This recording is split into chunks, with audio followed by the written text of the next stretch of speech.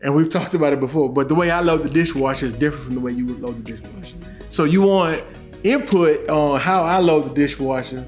I'm like, look, I'm loading the dishwasher. That's not enough. I got to do it just like, so my point is you have to. I have something to say, but I'm not going to. Go ahead. No, say it. Oh, I know what you're going to say. I'm safe, serve, satisfied.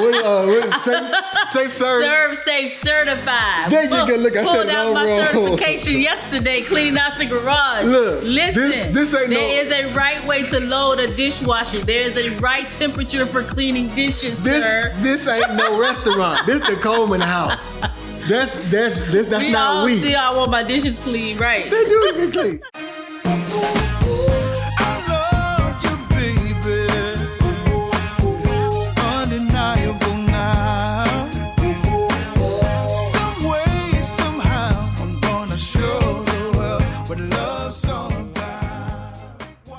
Hello, everyone, and welcome to another episode of Marriage Matters. This is a podcast where we talk about all things relationships.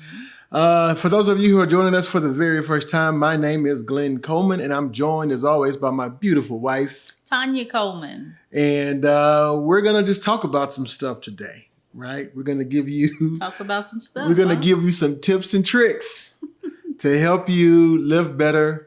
And it's just like we're just gonna share some things that we've discovered over the year. We're coming up on 20 years. Yeah, 20 years married. So we learned a thing or two. So we just want to share those things with you. Mm-hmm. And speaking of sharing, share this video. So if you've been enjoying these, subscribe. Definitely share these out and let us know what you think. Give us your feedback. We love feedback, positive and negative. More positive than negative, but we'll take the negative too. And if there's anything that you guys would like us to talk about, or you have a question, please reach out to us. We love to interact with everybody. We're just trying to create a community that's all about living well. Yes. Living well. Yes. Yeah. All right. So what's today's topic? Today we are talking about who's in control. Who's in control? Who is in control? God is in control. All right. God is in control. God is in control. Remember that song? I remember. It's like playing the next part is playing in my head now that you're singing. But I guess we're talking about in relationships. Yes, who's in control in the marriage? Yeah. Yeah. There's always, it seems to be a lot of times a power struggle in marriage. Mm-hmm. But it doesn't have to be that way, right? Yeah, it doesn't. It doesn't have to be that way. I always, when we talk about this topic, I always think about I can't remember the character name. It's in the Tyler Perry movie. Oh, Why Did I Get Married? Is that what? Yes. That it was in that movie? Uh-huh. And when she's like, I don't want to tell Marcus what to do. I just want him to do what I say, or something like that. Yes. I don't want to control Marcus. I just want him to do what I say, Mm-hmm. And then that's kind of the struggle I think that a lot of people deal with, and we'll talk about it. Sometimes there tends to be someone who typically dominates or controls the relationship a little bit more, and I've heard this a lot of different ways. And, I've heard people say, stuff like, well, if everybody has a 50 say, then you'll never get anything done, because, so we're going to get into it. We're going to talk about it. So you want to start?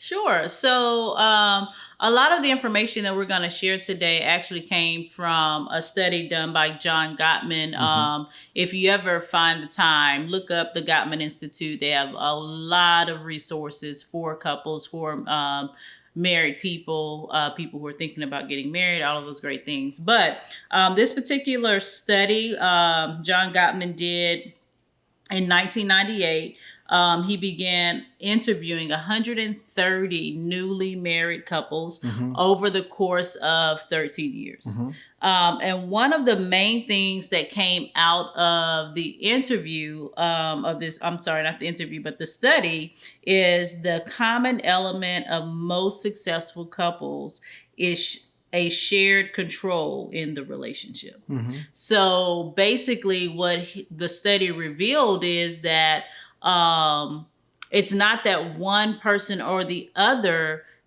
is the dominant person or has the most decision-making power or is in control in the relationship. It's when we share that control, we share that responsibility, and we make decisions together. We'll kind of get into some of that. One of the phrases or the terms that was coined out of this study, I think, or I guess you would call it a phrase, or anyway, I think I liked was they said, a lot of the couples said, they refer to this as receiving influence from each other. Yeah, that's good. That's really and good. I think I think that's something that I had to learn how to do because everybody has their own way.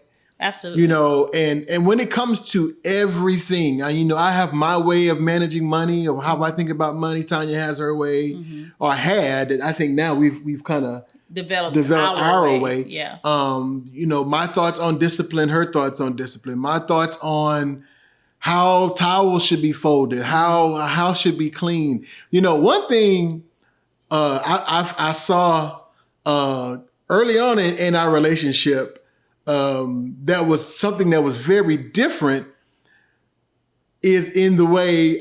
So I used to go over to Tanya's house before I go to work, and I worked at UPS at the time. I worked the night shift, so. I go to work, I think at 10:30 or something, like 10 o'clock at night. So I would go over to her house and just kind of hang out with her until most nights, until it's time for me to go to work. He'd eat dinner at our and house. Shout out to my mother-in-law, Deborah Ann Thomas, the whole name, the whole government name. But she made Tanya and Takesha, my sister-in-law, she made them every night. They had to wash the dishes and mop the kitchen floor. Wash, dry the dishes, put them away, clean the countertops, and all that. Sweep and mop every night. Now, shout out to my mom, Lena Mae Coleman. So she's she's a very clean, she likes to have her. But we usually mopped and vacuumed and all that stuff. That was like a Saturday. So we did dishes, but everything else was like a weekend. Right. It wasn't thorough deep cleaning every single night. But you guys did it every night. And when I saw that, I'm like, that is definitely something that we're not doing in our relationship. But my point is, so we had to come up. So if you would have came to me with that, hey, we need to do this every night, which low key, I'm pretty sure you were thinking, I'm not doing this every night. Oh yeah, I was already And the funny thing was, Tanya she was grown, not grown, but she was in my early 20s. She was in her early 20s, but every night. Anyway, and she was to make me do it too, so I got roped into it. Listen, he was eating roast and greens and stuff too. So I didn't eat no greens. No, you didn't eat greens, but you ate roast and you ate all the. But anyway, my point is that there were a lot of things like that when we got married, and because we had never lived together before, and so there was some things that you did or said or were maybe comfortable watching that, or maybe I was comfortable watching where you were like, flip the script. That you were like, I'm not comfortable watching that. And I'm like, it's just a movie, it ain't, So all those things we had to adjust, and we had to receive influence from each other. So I really like the way they put that. And if you look at it in your relationship that way, I think, the need for you to assert yourself kind of changes when I say I want to receive influence. In other words, I want to take some of her culture and take some of my culture, and we make a new culture. Bring them together. Right? Yeah. I think another thing that the study spoke to, I thought that was great, was the health of your marriage depends on to what degree you are willing to accept influence from your spouse. Yeah, that's really good. I think that's pretty amazing, because when you look at, you had something. I was about to cut you off. No, go ahead. I'm working on it. I'm working on not cutting you off. Go ahead. Because, oftentimes I've seen where people were not willing to hear their spouse's idea or their side or let them have input, because my way is the right way. we have to do it my way because it's right and your way is wrong. Where who says that your way is right and that person's way is wrong? Mm-hmm. When we are willing to come together and create a new normal that's right for us. Yeah. You know, we do sweep the floor every night, but we don't mop every night. We mop at the most once, sometimes twice out of the week, you know. Mm-hmm. It's not something that I feel needs to be done, and nor do we have the time to do every single night. Yeah. You so know? yeah, so I was just saying, I wanted you to define when you said the health of your marriage depends on the degree to which both of you are willing to receive influence from each other.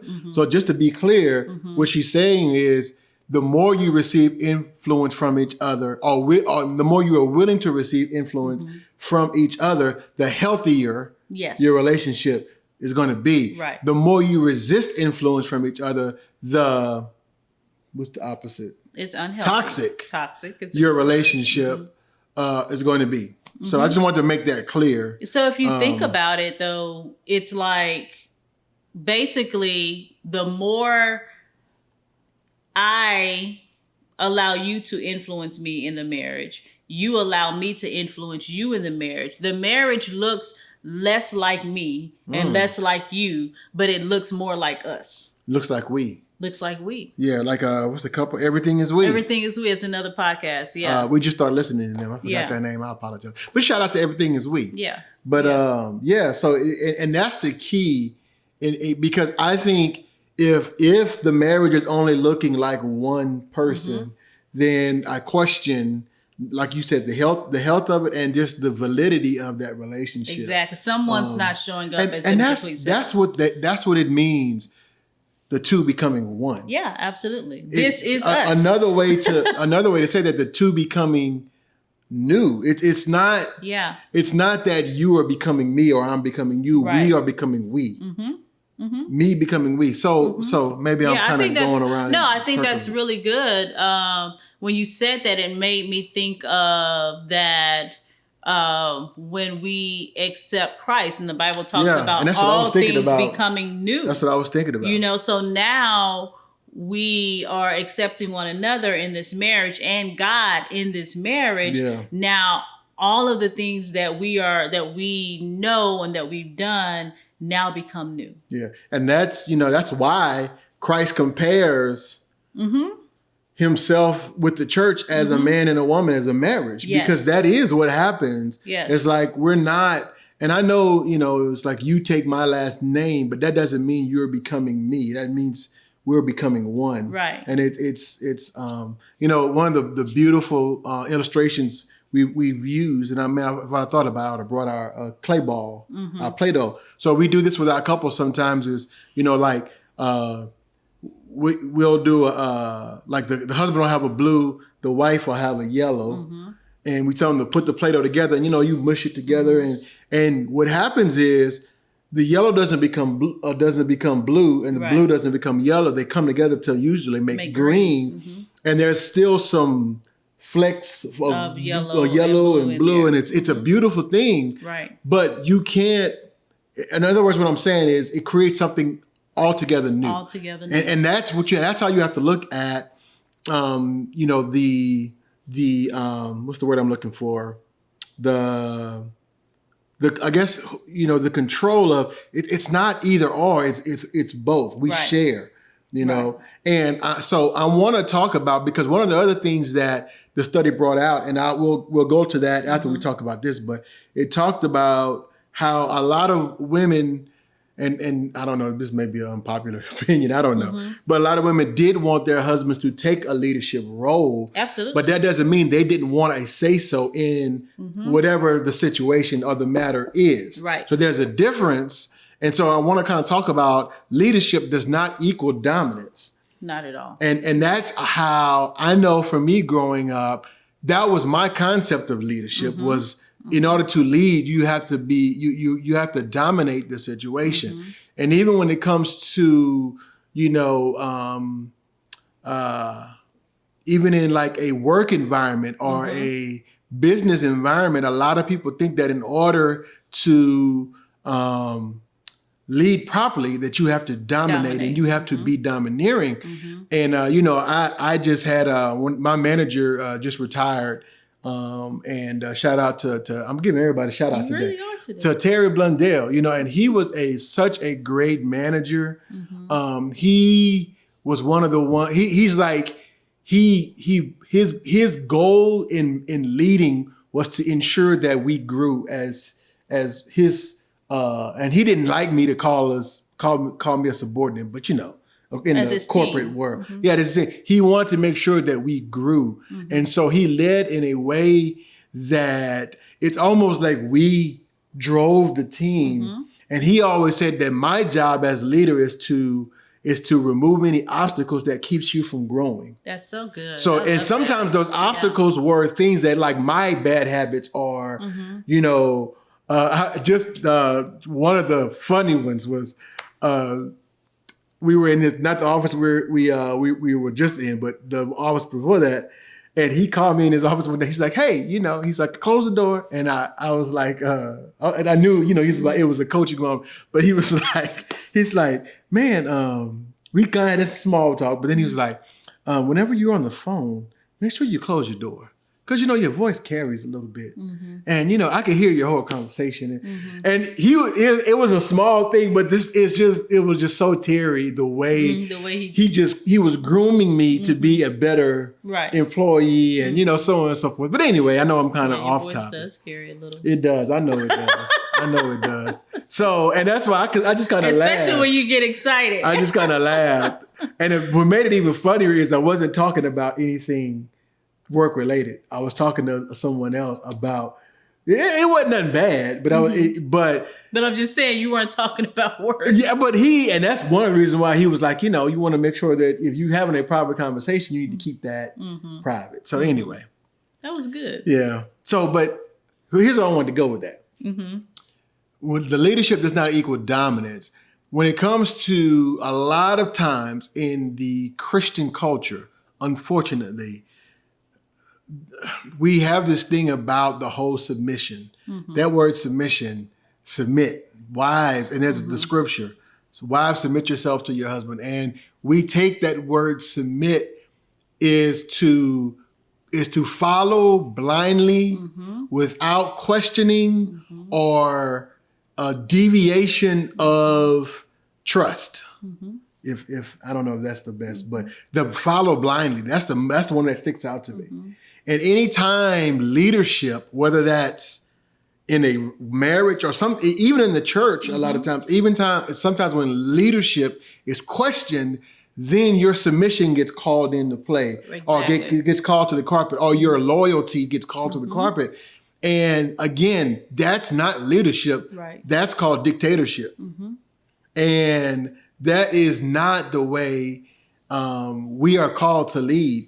And so, the scripture that people refer to is, Ephesians 5:22, and it says, it talks about wives, submit yourself to your own husband. But I want to read it out of the Message Bible. I like the Message version because it gives us a little bit more, and it kind of brings it into today's vernacular. Okay. Yes, sir. Vernacular. So, and really, when you're reading this passage of scripture, you should start out at Ephesians 5:21. But most people don't start at 5:21; they go straight to 5:22. Right, because especially proves the point. Unfortunately, especially the men, Yeah. But Ephesians 5:21 says this: "Out of respect for Christ, be courteous and reverent to one another." And in the King James, it actually says, "Submit yourselves to one another." So the first thing, it's about to explain to you how to submit to one another. Right. So it's going to tell you this is how you do it. Then it says, out of respect for, wives, understand. And I love that it breaks down the word submit to understand and support. And that's what true submission is. Sometimes it's just understanding.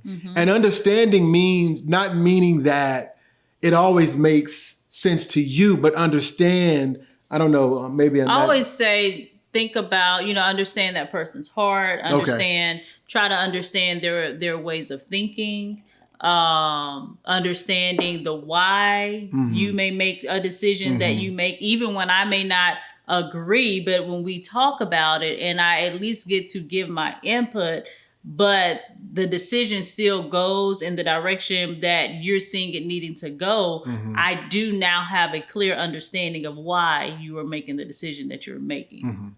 Does that make sense? Yeah. Yeah. So, so wives, understand and support your husbands in ways that show your support for Christ.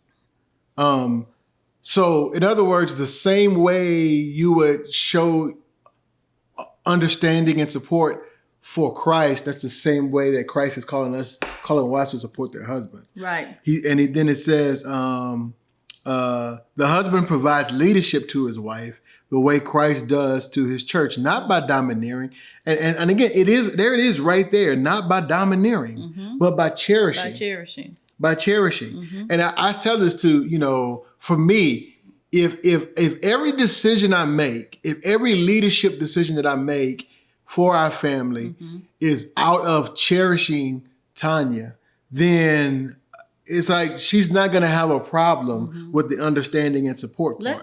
Let's define the word cherish, because not everyone understands cherish what that means. The love we have. He's always going to find a song, y'all.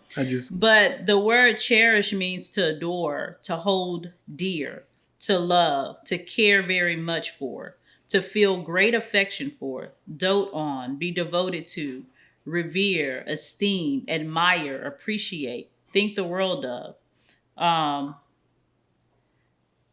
Set great store by, hold in high esteem, look after, tend to, protect, preserve, shelter, keep safe, support, nurture, indulge, put on a pedestal. Yeah, you just put on a pedestal part, And I know a lot of times people don't like that, or when you hear that, he got her on a pedestal. That sometimes that has a negative connotation to it, but I don't see it that way. No.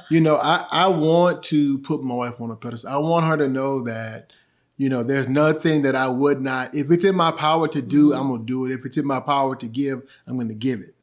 And most women, appreciate that, and not in a prideful way, but it's just like, it's a part of that security piece. It's a part of knowing that I am loved. I apologize. No, all of those things. I remember I was listening to Kirk Franklin's show, and he had Steve Harvey on, and Steve Harvey was talking about all of these past relationships and failed relationships. And he said he remembered, basically having this conversation with God that, you're playing all these games on these women, but ultimately you are playing yourself. You need to find somebody's daughter and put her on a pedestal and keep her there. Wow. And I was like, wow, that's so good. And that's the word. That's the word. So to wrap this part up, it says, so just as the church submits to Christ, here's the key part, as he exercises such leadership. In other words, I can only expect you to do that for me as much as I do the next part for you, or lead as Christ leads for you. So as I lead like Christ leads for you, it then, I hate to use the word obligated, but that's the only word I can think about right now. That's when you are obligated to understand and support me. But if I'm not leading in that way, because, if you're in a wives, if you are our husbands, if you're in an abusive situation, you people's like, well, I just want to, that's my husband or that's my wife. You are not required to submit to that. Sure. You are not required to submit. That is not scriptural, and God does not honor that kind of leadership. Okay. And neither should you. Yeah. I'll just say that. So just as Christ submits to, so just as the church submits to Christ, as he exercises such leadership, wives should likewise submit to their husbands. Then it says, husbands, it says, go all out for your wives, exactly as Christ did for the church. A love marked by giving, not getting. So this is the way we submit to them. So they submit to us by understanding and supporting. We submit to them, because remember it says submitting to each other. We submit to them by going all out for them with a love marked by giving, not getting. Christ loves makes the church whole. His words invoke her view. So it kind of gets into, a lot, to do with Christ and the church. But my point is pointing out that leadership does not equal dominance. Just because you are dominant doesn't mean you're a leader. Just because a true mark of a leader is everybody around them gets better. Yeah. Because they're there. Yeah. To me, that's the epitome of leadership. If people are around you, the people who are quote unquote following you, if they're not getting better, then I'm not doing my job as a leader. Yeah, that's good. And that's actually when you stop reading the scripture, that's what it says, is that everything he does and says is designed to bring the best out of her. My bad. Yeah. So, it goes on. And I love the end of this scripture. If I can read that, 28, it says, and that is how husbands ought to love their wives. We went through, I'll go back. Everything he does and says is designed to bring the best out of her, dressing her in dazzling white silk, radiant with holiness. And that is how husbands ought to love their wives. They're really doing themselves a favor since they're already one in marriage. That's good. That is beneficial to both the husband and the wife and to the marriage as a whole. Yeah. And I like that everything he says or does, probably both, is designed to bring out the best in her. It says does and says. Okay. Boom. We can stop right there. Yeah. But we won't. We're going to keep going. So just kind of going into the end part of this. So leadership does not equal dominance. One of the other studies that came out, or one of the other things they found in the study, is the children of those couples where the relationships, they had equal say in or they saw each other as equals. They were more emotionally stable. Yeah. So that is just a byproduct of, of course, healthy marriages produce healthy children. So but they saw both parents leading. They saw dad serving mom and they saw mom serving dad, so they have learned, that is a skill set that, our kids need, and they learn that at home just by observation. Yeah. So it's good stuff. I love it. So, like I said, kind of let's go to the ending part of this. So, well, before we get to the end, there's one part in here. It talked about how, and I said it earlier, that some women, and like I said, I'm not saying all women, but they said some women want their husbands to take a leadership role. And I will admit that a lot of times, because I have such a laid back personality, I don't, some of the areas it talked about was finance, which I think I do a pretty good job of taking leadership role in finance. It talked about the spirituality. I think I could do a better job of leading in spirituality. And it talked about the disciplining of the kids. And I know that's another area where I could do better.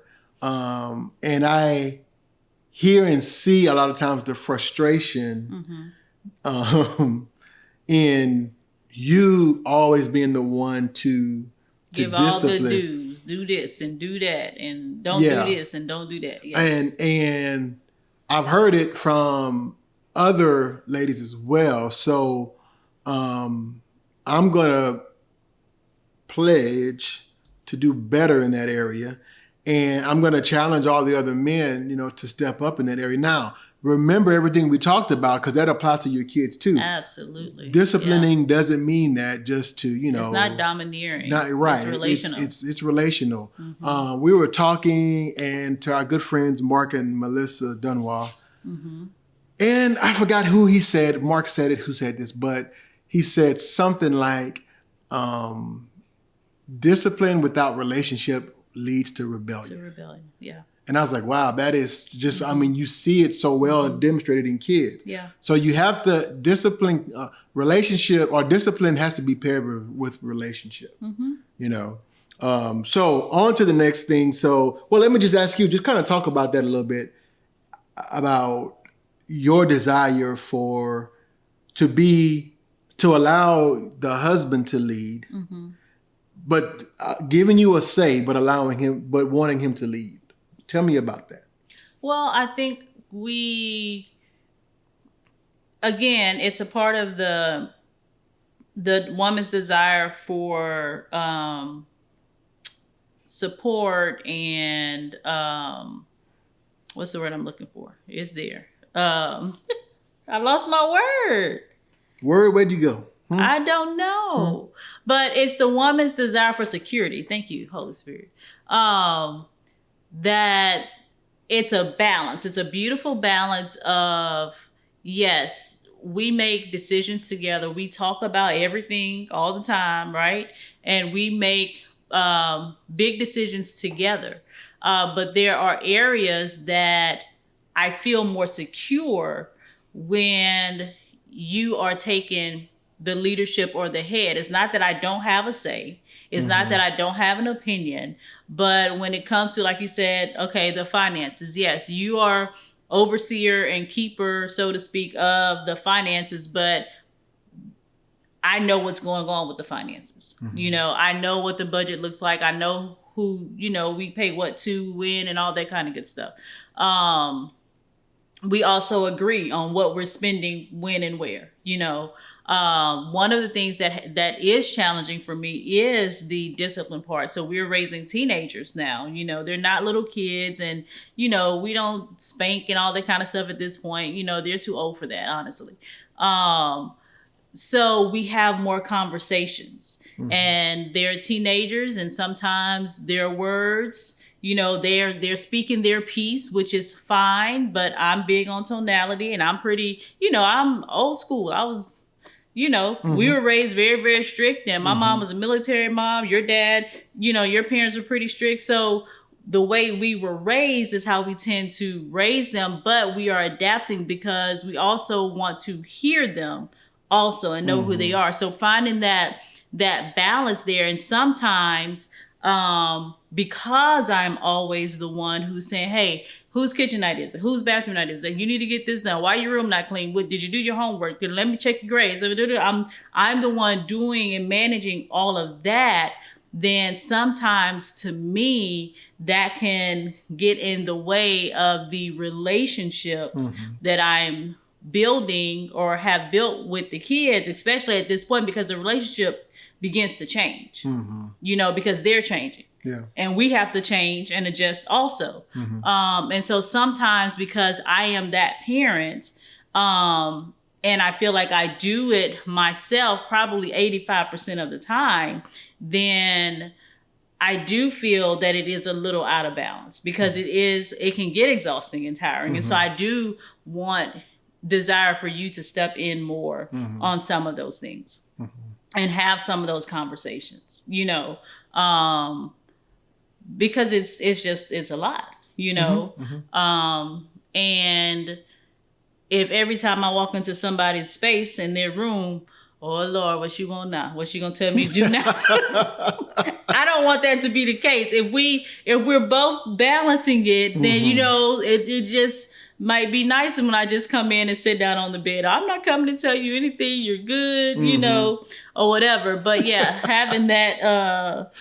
Because you can see it. Y'all see those kids, the look on their face. It's like when your boss always got something to tell you, that you're doing wrong. It's like, it doesn't feel good when you stop by my office and say hello. And that's our conversation all the time. If literally you walk in and say, how's your morning going? Great, wonderful. You're doing a great job. Let's keep moving. Then I don't mind you stopping in. It's kind of like that.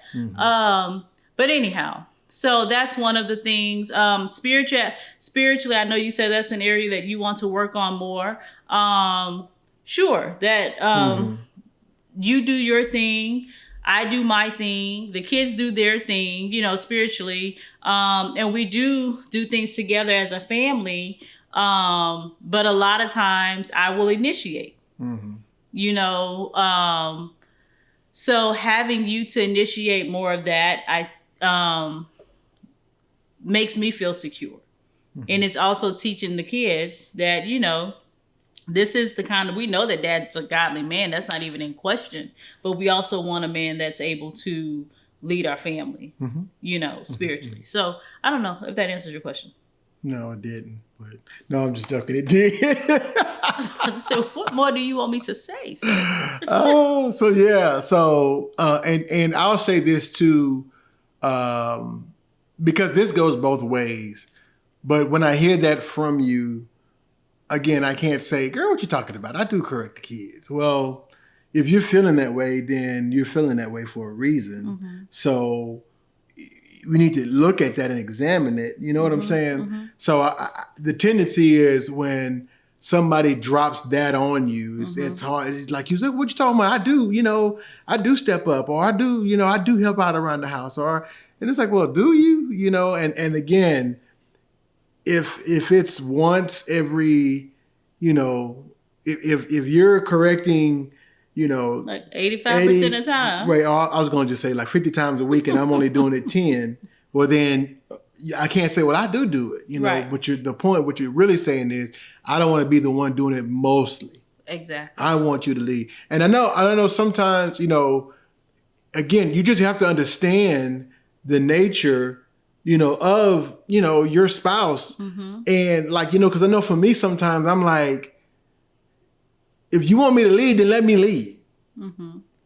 But you want me to lead, but you won't say so. So, and again, that's going back to that domineering. Right, because it's like, it's like, well, just let me do it then. Why you want to ask? If you're going to let me, if you going and you may hear this a lot, not from, I don't think I said this, but I'm just saying that I've heard people say, if you want me to do it, let me do it.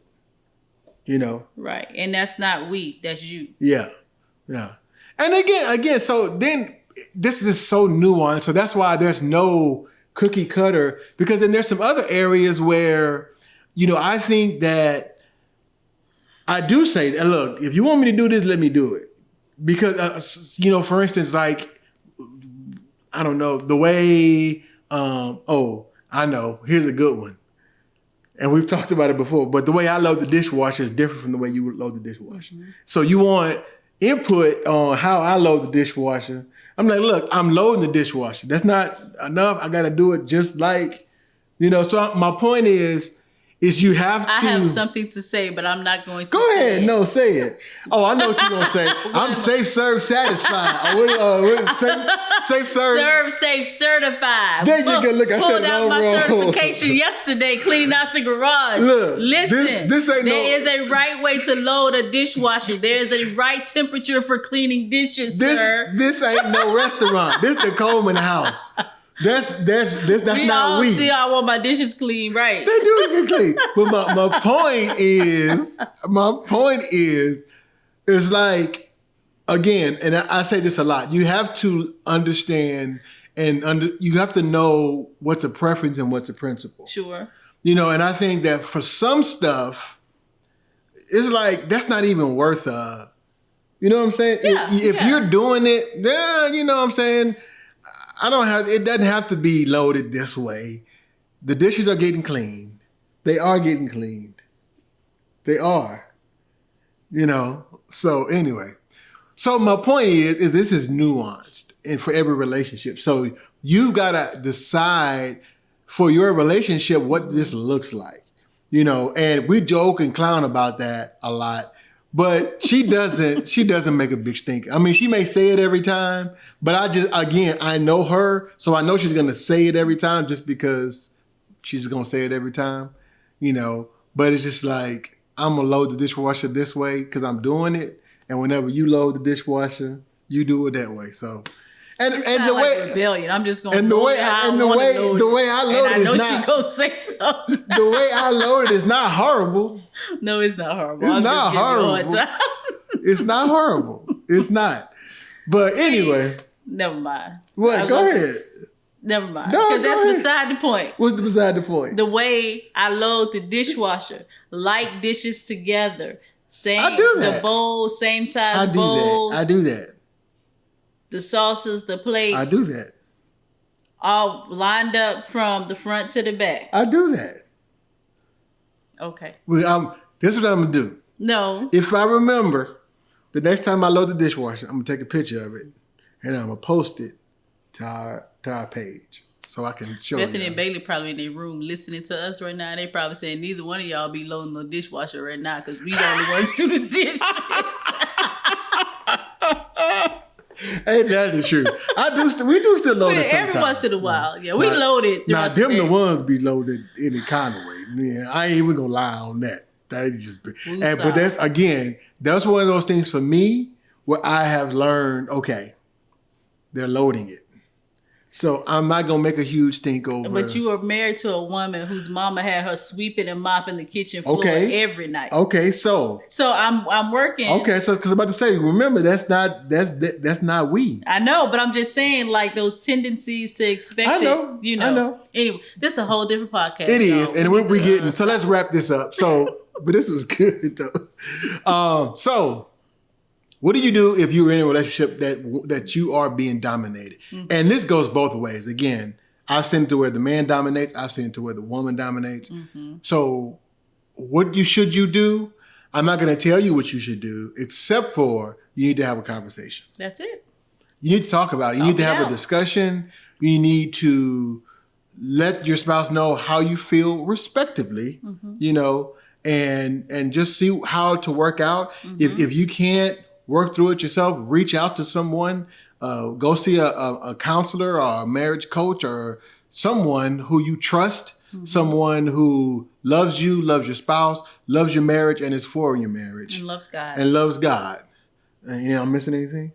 Loves God, loves you, your spouse, and is for your marriage. So just you need to talk about, because the longer you let that go, the more toxic and damaged your relationship is going to become, and ultimately it's not going to end well for you to live that way, right? And that's why a lot of people say I ain't getting married because I don't want nobody to be telling me what to do.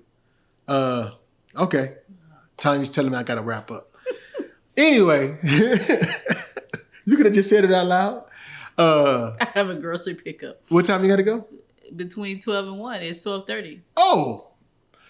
Well, this has been another episode of Marriage Matters. This is Glenn and Tanya Coleman reminding you that your marriage matters. We'll see you next week. Bye, guys. All right, get out of here. Go. I'm going to do the rest by myself.